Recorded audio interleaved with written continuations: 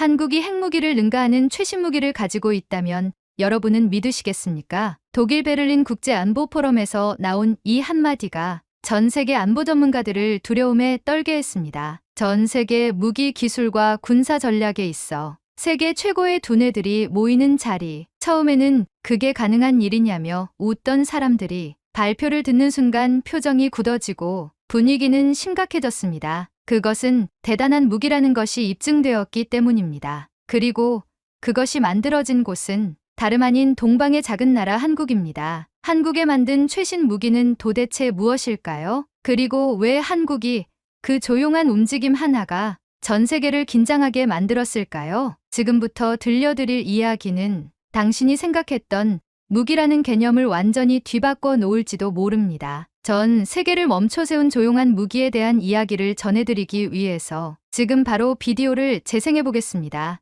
잠깐 1초밖에 안 걸리는 좋아요 버튼을 눌러주시면요. 비디오가 잘 돌아간대요.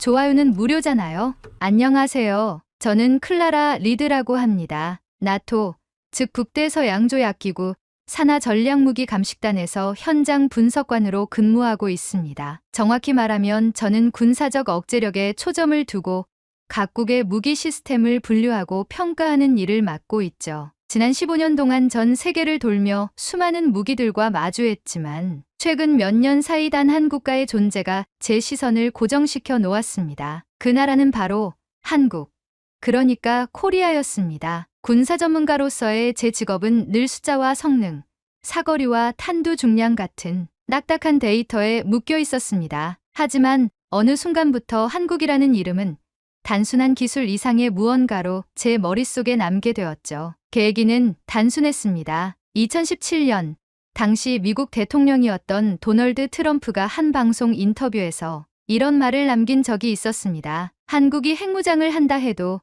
나는 이해할 수 있다. 당시에는 언론들도 정치적 발언 정도로 넘겼고 저 역시 일시적인 자극용 발언이라고 치부했습니다. 하지만 트럼프 대통령이 재당선되고 나서 한국의 핵무장에 관한 이야기가 미 국방부 그리고 각국의 군사전략정보관들 입에서 오르내리기 시작했습니다. 그리고 몇 달 뒤 감식단 내부로 한 통의 보고서가 비밀리에 도착했습니다. 그 제목은 이랬습니다. 비핵국가 한국, 전술핵 대체형 독자무기체계 확보 현황. 저는 처음엔 고개를 갸우뚱했습니다. 핵무기를 가지지 않은 나라가 핵무기를 대신할 억제 수단을 가졌다는 주장. 그것이 과연 기술적으로 가능한 이야기인가 싶었습니다. 하지만 보고서 첫 장을 넘기고 나서부터 저는 눈을 떼지 못했습니다. 그 안에는 6개의 무기 이름이 나열되어 있었습니다. 낯설면서도 정제된 이름들이었습니다. 현무호, 극초음속 탄도미사일, 장보고3 배치2,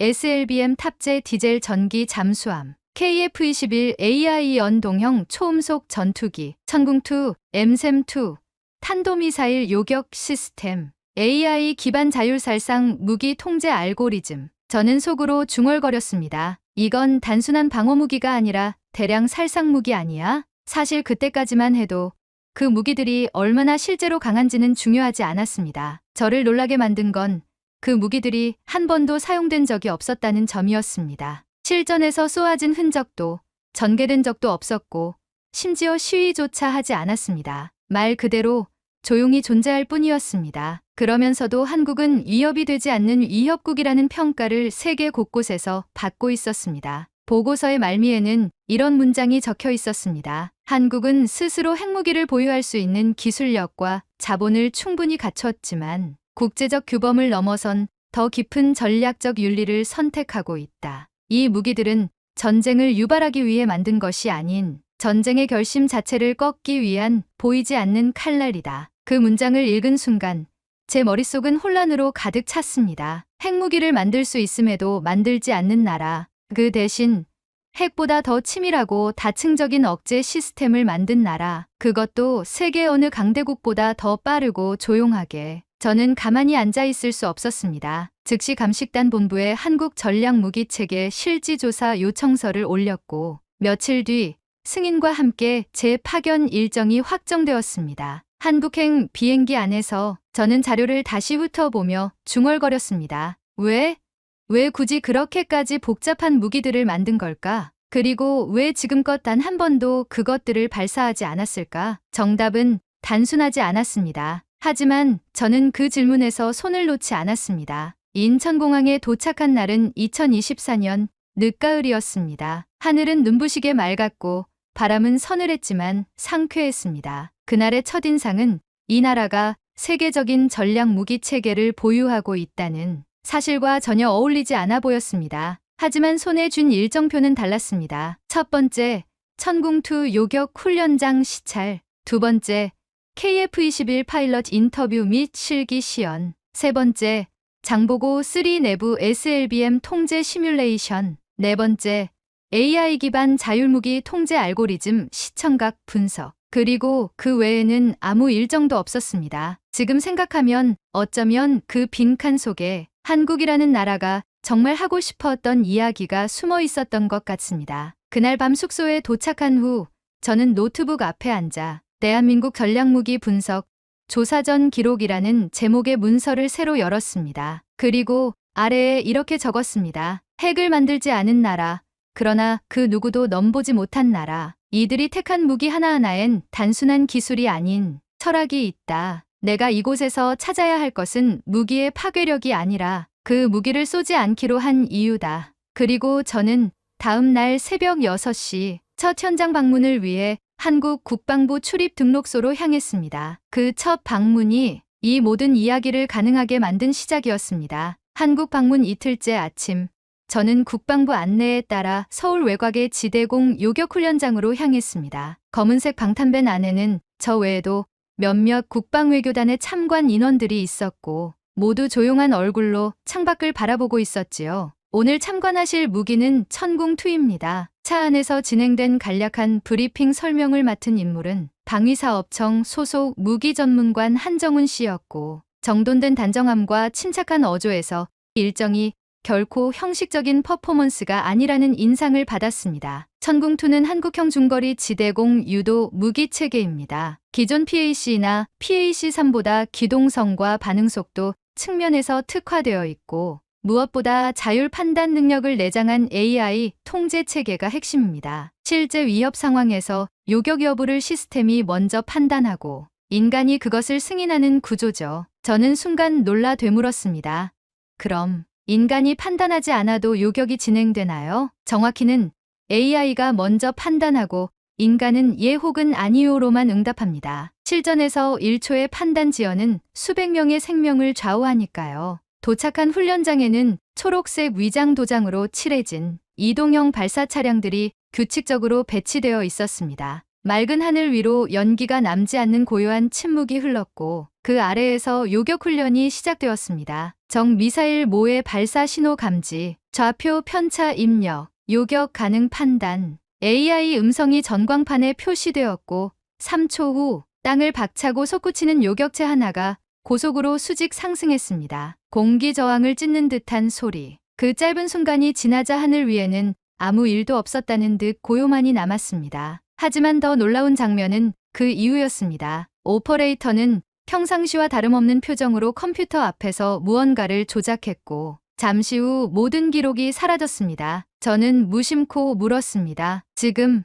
요격 기록을 삭제한 건가요? 한정훈 씨는 조용히 고개를 끄덕였습니다. 우리는 보여주기 위해 쏘지 않습니다. 우리의 요격은 누군가를 위협하기 위한 것이 아니니까요. 그의 말은 이어졌습니다. 천궁2의 핵심은 발사가 아니라 요격 거부입니다. 상대가 감히 쏘지 못하도록 하는 사전 억제가 목표입니다. 공격이 아닌 쏘지 않게 만드는 무기. 그 말이 뇌리에 깊이 박히며 저는 그 순간부터 이 여행이 단순한 견학이 아니라는 걸 느끼기 시작했습니다. 다음 날 저는 충청북도에 위치한 KF-21 시험비행장을 방문했습니다. 건물 안에는 은색 기체가 유리 너머로 보였고 바퀴에 묻은 진흙 자국에서 이 기체가 단지 전시물이 아님을 알 수 있었습니다. 이곳에서는 한국 공군의 베테랑 조종사 유진호 중령과 인터뷰를 진행했습니다. 그는 KF-21의 초기 개발부터 실제 비행까지 함께한 핵심 인물이었습니다. 처음에는 전투기라고 해서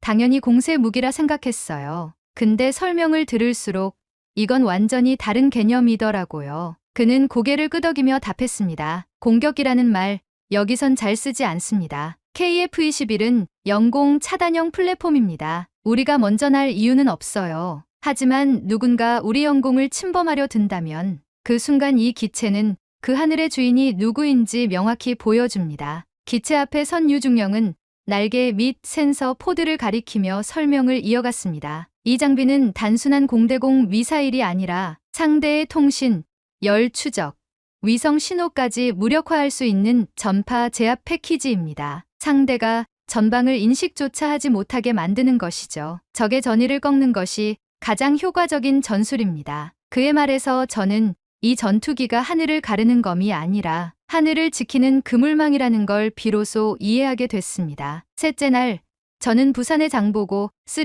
배치 2 잠수함 진수식 현장을 찾았습니다. 한국이 자체 개발한 디젤 전기 추진 체계와 SLBM 잠수함 발사 탄도미사일 탑재 능력을 동시에 갖춘 전략 자산이었지요. 이 잠수함은 단순히 깊이 잠수하는 것이 목표가 아닙니다. 적의 감시망을 완전히 피한 상태에서 최소한의 경고만으로도 억지력을 발휘해야 하죠. 설명을 맡은 해군 대령 권영호는 그렇게 말하며 저를 통제실로 안내했습니다. 그곳엔 인간 승무원과 AI 연산 시스템이 마주본 상태로 앉아 있었고 잠시 후 시뮬레이션 발사 테스트가 시작되었습니다. 상황은 빠르게 진행되었지만 결과는 뜻밖이었습니다. 발사 거부, AI와 인간 모두 조건 미충족이라는 판단을 내렸기 때문이었습니다. 보통은 발사를 목적으로 시스템을 설계하잖아요. 그런데 왜 보료 설계가 기본값인가요? 권 대령은 미소를 지으며 대답했습니다. 우리는 시작하지 않기 위해 존재하는 사람들입니다. 전쟁이란 건 한 번 시작하면 누구도 피할 수 없는 불행이 되죠. 그래서 한국의 전략 무기들은 발사보다 보료에 더 많은 연산을 할당합니다. 그날 밤 숙소로 돌아오는 배 안에서 저는 멍하니 바다를 바라보았습니다. 어디서든 아무도 모르게 움직일 수 있는 이 잠수함의 위력. 그 힘은 감추는 데서 나오는 것이고 그 감춤은 상대의 두려움을 통해 전장을 만들지 않는 전략이었음을 저는 처음으로 실감했습니다. 차량은 어둠이 짙게 깔린 서울 시내로 서서히 들어오고 있었습니다. 창밖은 밤 공기 속에서 흐릿하게 번져 있었고 헤드라이트가 스치는 도로 위 풍경은 마치 오늘 하루 동안 제가 겪은 장면들을 덤덤하게 되돌려주는 것 같았죠. 장보고 3, 천궁2, KF-21 3D 레이더, 그리고 인공지능 기반의 감시 체계와 원격 자동화 방어망까지 그 무엇 하나 허술한 구석 없이 작동하는 모습을 보면서도 저는 마음 한쪽에서 계속 한 가지 의문이 떠나지 않았습니다. 그토록 많은 무기들이 그토록 강력한 억제력을 자랑하면서도 하나같이 선제 공격이라는 개념에는 냉담하다는 사실.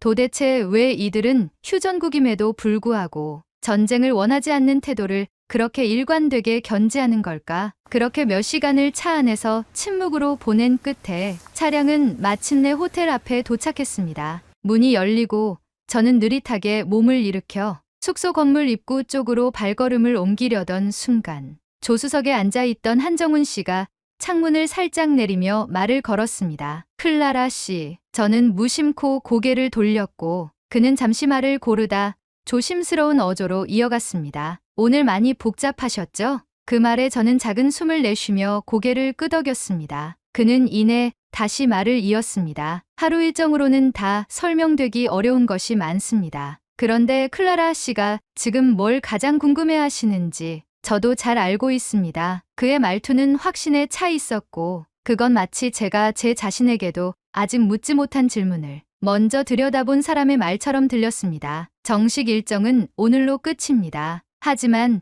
저희가 꼭 보여드리고 싶었던 것들이 사실은 이제부터 시작이거든요. 지금 뭔가 제안하시는 건가요? 그는 작게 웃으며 고개를 끄덕였습니다.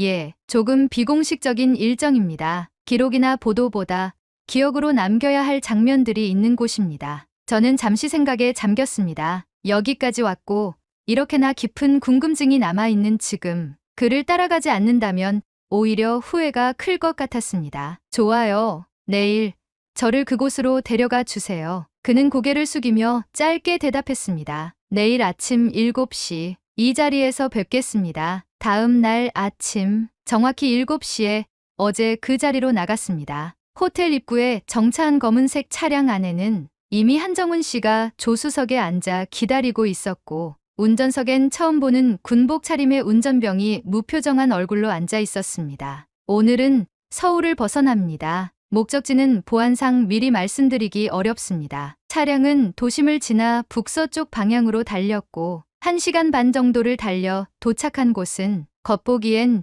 평범한 행정건물처럼 보이는 정문에 아무 표시도 없는 시설이었습니다. 건문을 통과하고 안으로 들어서자 복도 곳곳에 군 관련 포스터가 붙어 있었고, 엘리베이터를 타고 지하로 내려간 끝에 한정훈 씨는 조용히 말했습니다. 이곳은 전국 예비군 통합작전센터입니다. 유사시 대한민국의 예비 전력이 얼마나 빨리, 정확히, 그리고 분산 없이 대응할 수 있는지 실시간으로 판단하고 배분하는 곳이죠. 안내를 맡은 인물은 예비군 전략기획단 소속 최민혁 대령이었습니다. 전날 무기 현장에 있었던 실무자들과는 또 다른 무게감이 느껴졌고, 그는 군인 특유의 간결한 말투로 저를 안내했습니다. 현재 시간 기준으로 전국 247개 예비군 훈련장, 7만여 명의 예비군 데이터가 실시간으로 이곳 통제실에 들어옵니다. 평시에는 교육과 훈련 데이터로, 유사시에는 지휘 통제용으로 전환되죠. 유리병 너머로 보이는 작전 통제실 안엔 책상마다 컴퓨터와 헤드셋을 착용한 사람들이 분주하게 움직이고 있었고, 모니터에는 한국지도 위로 수백 개의 점들이 살아 움직이는 듯 표시되어 있었습니다. 혹시 저 분들 모두 현역이신가요? 제가 물었습니다. 아닙니다. 대부분 민간인입니다. 엔지니어, 교사, 연구원, 택배기사, 심지어 농민도 있죠. 하지만 전시 상황에서는 누구보다 빠르고 정확하게 움직입니다. 민간인이요? 그는 고개를 끄덕였습니다. 예비군입니다. 한국은 전면전을 대비해 병력 구조를 예비군 중심으로 확장하고 있습니다. 그들이 싸우는 것이 아니라 싸우지 않게 하기 위해 움직이는 구조죠. 저는 그 말이 처음엔 잘 와닿지 않았습니다. 그런데 다음으로 이동한 장소가 그 해석을 완전히 바꿔놓았습니다. 1시간 정도 더 달려 도착한 곳은 한적한 시골 마을에 위치한 작은 기념관이었습니다. 정문에는 이렇게 적혀 있었습니다. 잊지 않기로 한 전쟁의 이름들. 기념관 내부는 넓진 않았지만 각 방마다 한국이 겪은 전쟁과 분쟁, 그리고 그때 희생된 사람들의 기록이 정갈하게 정리되어 있었죠. 가장 안쪽 방, 예비군의 기억이라고 적힌 문에 들어서자 먼지 쌓인 철제 서랍장과 손글씨로 빼곡한 폴더들이 가득한 공간이 나왔습니다. 저는 그 중 하나, 이강우라고 적힌 서류 봉투를 꺼냈습니다. 사진 속 그는 겨우 18살. 입대 득전 쓴 편지가 함께 동봉돼 있었습니다. 엄마, 저는 무섭습니다. 그런데 더 무서운 건 이 편지를 제 아들이 또 써야 하는 세상이 되는 거예요. 그러니 제가 마지막이면 좋겠어요. 저는 그 문장을 읽고 잠시 눈을 감았습니다. 그리고 곁에 서 있던 최민혁 대령이 조용히 말했습니다. 한국의 무기 시스템은 저 편지 한 장에서 시작된 겁니다. 무슨 의미죠? 이강우는 총을 들었지만 전쟁을 원하지 않았습니다. 그의 세대는 싸워야 했고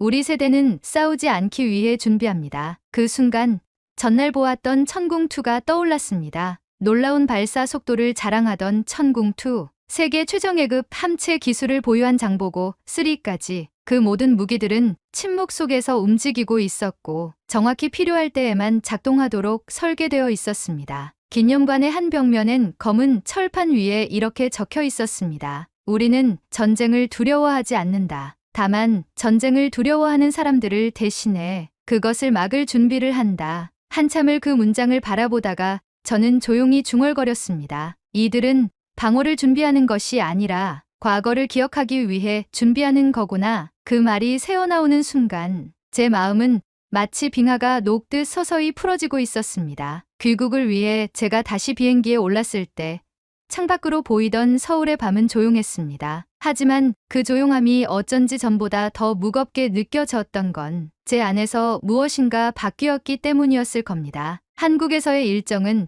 단순한 무기 탐방도, 단순한 기술적 견학도 아니었습니다. 그건 왜 이들은 강해질수록 조용해지는가라는 질문에 지키기 위해 준비하는 무기라는 철학으로 답을 건네는 시간이었죠. 며칠 뒤 저는 베를린 국제안보 포럼에 참석했습니다. 발표 주제는 다음과 같았습니다. 비핵 국가의 군사력 확장, 자위인가 위협인가? 그날 저는 이 연단에 다시 서게 될 줄은 몰랐습니다. 처음부터 끝까지 한국에서 보았던 것들은 제 머릿속을 떠나지 않았고 가슴 한가운데에 무언가 뜨겁게 남아 있었습니다. 하지만 이제 그것을 말해야 했습니다. 제가 본 것을, 느낀 것을, 그리고 한국이 무엇을 지키고 있는 나라인지를요. 처음부터 공기가 묘하게 팽팽했습니다. 비핵 국가이면서도 군사력을 급속도로 발전시키고 있는 한국이 이 자리에 보이지 않는 핵심 논쟁거리였기 때문입니다. 이날 포럼에는 전 세계 50여 개국의 국방 관련 고위 인사들과 비공식적인 영향력을 행사하는 전략자문단, 그리고 다수의 기자단까지 모여 있었습니다. 좌석 맨 앞에는 미국의 전략군 전 사령관인 윌리엄 매커시 장군이 앉아 있었고 그 옆에는 중국의 국방참사관 리웨이, 그리고 일본 방위성의 안보 담당인 타케시 하야토 소장까지 참석한 상황이었죠. 제가 방한 중 만났던 인물이었습니다. 그는 아마도 제가 한국을 경계해야 한다는 그의 주장에 반론을 펼칠 것을 예감했을 겁니다. 그리고 연단 뒤 커다란 스크린에는 이렇게 적혀 있었습니다. 한국은 왜 핵무기를 만들 수 있음에도 만들지 않는가? 한참을 그 문장을 바라보다가 마이크를 잡았습니다. 제가 이 질문을 처음 들었을 땐 너무 단순하다고 생각했습니다. 하지만 지금은 이 질문이야말로 오늘 우리가 가장 깊이 고민해야 할 문장이라는 걸 압니다. 포럼장은 숨을 죽인 듯 조용했습니다. 한국은 핵무기를 만들 수 있습니다. 기술도 있고 인력도 있고 충분한 전략적 명분도 있죠. 그럼에도 그들은 만들지 않았습니다. 이어서 저는 제가 한국에서 목격한 사실들을 하나하나 꺼내기 시작했습니다. 그들의 무기 설계 철학, 버튼 하나로 움직이는 방공망이지만 그 버튼은 절대 먼저 눌리지 않도록 설계되어 있었고 탐지와 방어, 회피와 무력화에 이르기까지 한국의 모든 무기는 반격이 아닌 방어에 집중되어 있다는 것. 전날 보여드린 KF-21의 전자전 회피 시스템, 천궁2의 단일 표적 1m 정밀 방어 성능, 그리고 장보고 3의 비핵 잠수함 전술 등 기술적 능력은 확실히 전 세계 상위권이었지만 그 기술을 어디에 어떻게 사용하는가에 대한 기준이 전혀 달랐습니다. 한국의 무기는 세계에서 가장 조용한 무기입니다. 그들이 가진 힘은 버튼이 아니라 기다림에 있었습니다. 제 말이 끝나자 몇몇 외교관들은 노트를 쓰던 손을 멈췄고 중국 대표단 측에서는 얼굴을 굳히는 사람이 있는 반면 인도 대표는 두 손을 모으고 조용히 고개를 끄덕였습니다. 예비군 통합작전센터에서 저는 민간인들이 어떻게 전쟁을 막는 최전선에 서는지를 봤습니다. 그곳은 국가의 명령을 기다리는 곳이 아니라 전쟁을 예방하는 기억의 요새였습니다. 이어서 스크린에 한국의 한 작은 마을에 위치한 기념관 사진이 떠올랐습니다. 잊지 않기로 한 전쟁의 이름들이라고 쓰인 현판과 그 안에 놓여있던 18살 병사의 손편지. 제가 마지막이면 좋겠습니다. 이 편지를 제 아들도 쓰지 않게 해주세요. 그 편지를 포럼장 스크린에 띄운 순간 청중들 사이에서 자그마한 탄식이 흘렀습니다. 저는 조용히 말을 이었습니다. 한국은 싸우지 않기 위해 싸움을 준비합니다. 그리고 그 중심에는 절제라는 철학이 있었습니다. 저는 한국에서 배웠습니다. 무기는 힘을 증명하는 도구가 아니라 인간의 결단을 보호하는 도구여야 한다는 것을. 그 순간 일본의 하야토 소장이 자리에서 일어나 질문을 던졌습니다. 클라라 박사, 한국이 핵무기를 만들 수 있다면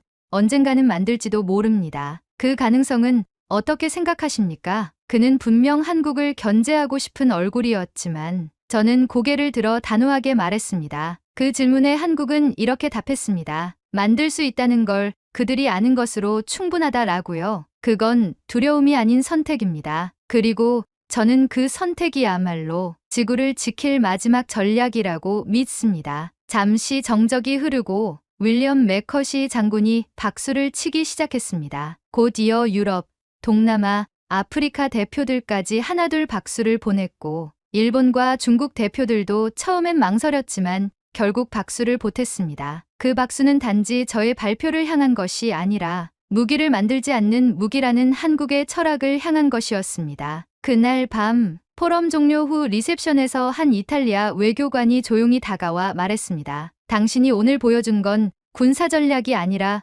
문명이었습니다. 그리고 한 프랑스 기자는 말했죠. 오늘 당신의 연설이 우리를 감동시킨 게 아닙니다. 우리는 스스로에게 부끄러워졌습니다. 우리는 가진 무기를 자랑했지만 한국은 안 쓴 무기를 선택했으니까요. 그날 이후 저는 한국이라는 나라를 세계에서 가장 침묵이 무거운 나라라고 말하기 시작했습니다. 그들의 무기는 조용하지만 그 조용함 속에는 전쟁을 막기 위한 모든 준비가 들어 있었고 그들의 기억은 과거가 아니라 미래를 위한 것이었습니다. 그리고 저는 믿습니다. 이 지구가 끝까지 평화를 지킬 수 있다면 그건 가장 먼저 쏘지 않겠다고 결심한 나라 때문일 것이라고요. 그 나라는 지금도 한반도라는 가장 얇은 균형 위에서 세계를 대신해 절제를 연습하고 있습니다. 오늘 들려드릴 이야기는 여기까지입니다. 자주국방으로 세계 1위를 달성하려는 한국의 모습, 정말 보기 좋고 자랑스럽습니다. 여러분은 어떻게 느끼셨나요? 여러분의 생각과 마음속 울림을 댓글로 남겨 감동 비디오의 마지막을 장식해주세요. 여러분의 댓글 하나하나가 영상을 제작하는데 큰 힘이 됩니다. 그리고 오늘의 비디오가 따뜻하게 다가오셨다면 구독과 좋아요도 잊지 말아주세요. 다음엔 더 깊은 감동과 더 진한 이야기로 찾아뵙겠습니다. 함께해 주셔서 진심으로 감사합니다.